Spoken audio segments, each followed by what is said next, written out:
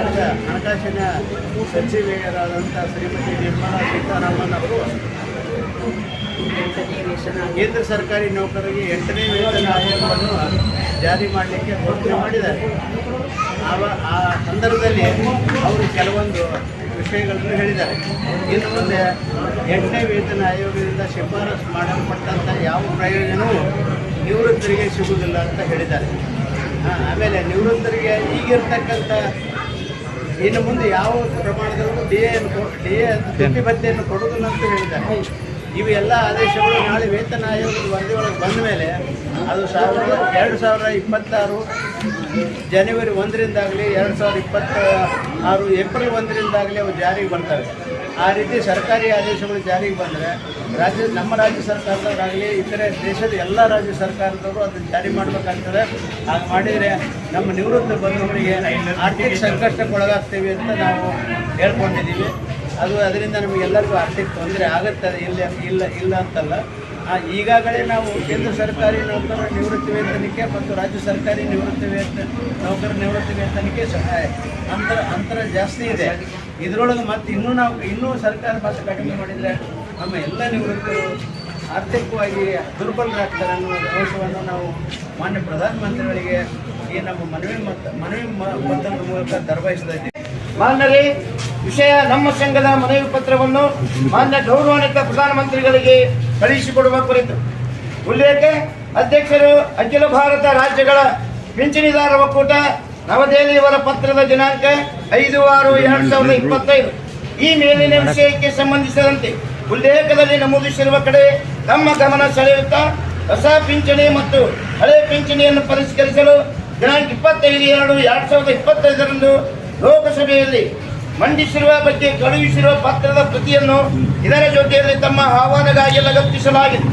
ಕೇಂದ್ರ ಸರ್ಕಾರ 2004ರಲ್ಲಿ ಹೊಸ ಪಿಂಚಣಿಯನ್ನು ಜಾರಿಗೆ ತರಲಾಯಿತು. ಅದೇ ರೀತಿ ದೇಶದ ಎಲ್ಲ ರಾಜ್ಯಗಳು ಕೇಂದ್ರ ಸರ್ಕಾರದ ಮಾದರಿಯಲ್ಲಿ ಹೊಸದಾಗಿ ಸರ್ಕಾರಿ ಸೇವೆಗೆ ನೇಮಕಗೊಳ್ಳುತ್ತಾರೆ. ನೌಕರರಿಗೆ ಹೊಸ ಪಿಂಚಣಿ ಯೋಜನೆಯನ್ನು ಜಾರಿಗೆ ತರಲಾಗಿದೆ.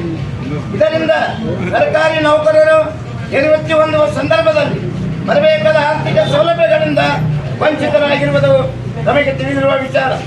ಹಲವಾರು ಸರ್ಕಾರಿ ನೌಕರರ ಒಕ್ಕೂಟಗಳು ಹಳೆಯ ಪಿಂಚಣಿ ಯೋಜನೆಯನ್ನು ಜಾರಿಗೆ ತರಬೇಕೆಂದು ಸಾಕಷ್ಟು ಹೋರಾಟಗಳನ್ನು ಮಾಡಿದರೂ ಸರ್ಕಾರ ಹಳೆಯ ಪಿಂಚಣಿ ಯೋಜನೆಯನ್ನು ಜಾರಿಗೆ ತಂದಿರುವುದಿಲ್ಲ. ಮುಂದಿನ ದಿನಗಳಲ್ಲಿ ಸರ್ಕಾರಿ ಸೇವೆಯಿಂದ ನೌಕರರು ನಿವೃತ್ತಿ ಹೊಂದಿದಾಗ ನೌಕರರಿಗೆ ಹಳೆಯ ಪಿಂಚಣಿಯ ಆರ್ಥಿಕ ಸೌಲಭ್ಯಗಳು ದೊರೆಯದಿಲ್ಲದಿರುವುದು ಈಗಾಗಲೇ ತಮ್ಮ ಗಮನಕ್ಕೆ ಬಂದಿರುತ್ತದೆ. ಕೇಂದ್ರ ಸರ್ಕಾರ ಸರ್ಕಾರಿ ನೌಕರರ ಹಾಗೂ ಪಿಂಚಣಿದಾರರ ವೇತನವನ್ನು ಪರಿಷ್ಕರಿಸಲು ಈಗಾಗಲೇ 8ನೇ ವೇತನ ಆಯೋಗವನ್ನು ರಚನೆ ಮಾಡಿದೆ. ಸದರಿ ಆಯೋಗವು ಕಾರ್ಯೋನ್ಮುಖವಾಗಿರುತ್ತದೆ.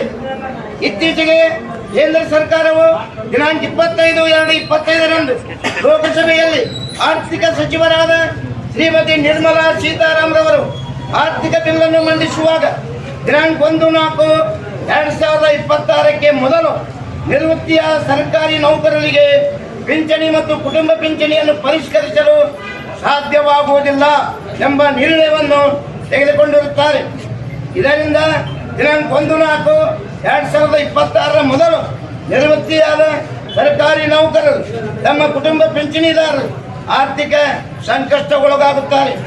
ಈ ಹಿನ್ನೆಲೆಯಲ್ಲಿ ಅಖಿಲ ಭಾರತ ರಾಜ್ಯಗಳ ಪಿಂಚಣಿದಾರರ ಒಕ್ಕೂಟವು ದಿನಾಂಕ 29/5/2025 ಬೆಂಗಳೂರು ನಗರದಲ್ಲಿ ನಡೆದ ಕಾರ್ಯಕಾರಿ ಸಮಿತಿಯ ಸಭೆಯಲ್ಲಿ ಕೇಂದ್ರ ಸರ್ಕಾರದ ನೀತಿಯನ್ನು ಖಂಡಿಸಿ ಹೋರಾಟದ ಮೊದಲ ಹೆಜ್ಜೆಯಾಗಿ ರಾಷ್ಟ್ರದ ಗೌರವಾನ್ವಿತ ಪ್ರಧಾನಮಂತ್ರಿಗಳಿಗೆ ಎಲ್ಲ ರಾಜ್ಯದ ನಿವೃತ್ತಿ ನೌಕರರು ತಮ್ಮಗಳ ಸಹಿಯೊಂದಿಗೆ ಮನವಿ ಪತ್ರವನ್ನು ಜಿಲ್ಲಾಧಿಕಾರಿಗಳು ಅಥವಾ ತಹಶೀಲ್ದಾರ್ ಮೂಲಕ ನೇರವಾಗಿ ಪ್ರಧಾನಮಂತ್ರಿಗಳಿಗೆ ಸಲ್ಲಿಸಬೇಕೆಂದು ನಿರ್ಣಯ ತೆಗೆದುಕೊಂಡ ಪ್ರಕಾರ ಈ ಪತ್ರದ ಜೊತೆ ಲಗತ್ತಿಟ್ಟ ಮನವಿ ಪತ್ರವನ್ನು ಮಾನ್ಯ ದೇಶದ ಗೌರವಾನ್ವಿತ ಪ್ರಧಾನಮಂತ್ರಿಗಳಿಗೆ ತಮ್ಮ ಮುಖಾಂತರ ಕಳಿಸಿಕೊಡಬೇಕೆಂದು ಈ ಮೂಲಕ ಸಂಘವು ತಮ್ಮಲ್ಲಿ ವಿನಯಪೂರ್ವಕವಾಗಿ ವಿನಂತಿಸಿಕೊಳ್ಳುತ್ತದೆ. ನಿವೃತ್ತಿ ಸರ್ಕಾರಿ ನೌಕರರ ಸಂಘದ ವಿವಿಧ ಪದಾಧಿಕಾರಿಗಳಿಂದ ಎಲ್ಲ ಸದಸ್ಯರಿಂದ ನೀವು ಕೊಟ್ಟಿರುವ ಮನವಿಯನ್ನು ನಾನು ಸ್ವೀಕರಿಸಿದ್ದೇನೆ. ಮಾನ್ಯ ಪ್ರಧಾನಮಂತ್ರಿಗಳು ಭಾರತ ದೇಶ ಇವರಿಗೆ ಹಿಂದೆ ನಾನು ಜಿಲ್ಲಾಧಿಕಾರಿಗಳು ಬಾಗಲಕೋಟೆ ಮುಖಾಂತರ ನಿಮ್ಮ ಮನವಿಯನ್ನು ನಾನು ಕಳಿಸಿದ್ದೇನೆ.